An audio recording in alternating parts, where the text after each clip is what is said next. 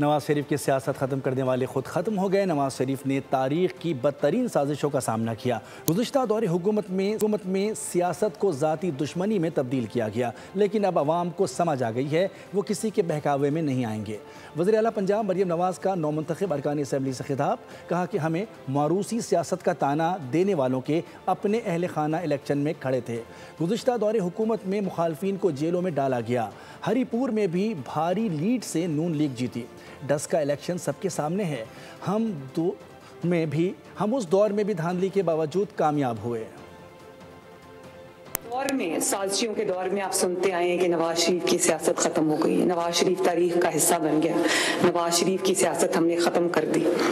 इमरान खान ने भी यही क्लेम्स किए थे। आज आप देखें 40 साल में वो पहला रहनुमा है, पहला सियासी लीडर है, अल्लाह ताला के फजल से। तो मैं ये समझती हूँ कि मुस्लिम लीग नून ने तमाम मुश्किलात के बावजूद, जेलों में जाने के बावजूद, पूरे खानदानों पे, जमात पे तकलीफ के बावजूद, यहाँ पर जो मेरे दाएं और बाएं रहनुमा बैठे हैं, सब ने बहुत कुर्बानी भी दी है और एक कड़ा वक्त भी देखा है। हर जगह इन्होंने अपने कैंडिडेट्स खड़े किए और हमें मारूसी सियासत का ताना देने वालों ने कहीं अपनी बीवी खड़ी की, किसी ने कहीं अपना भाई खड़ा किया, अपना कजन खड़ा किया, अपना रिश्तेदार खड़ा किया।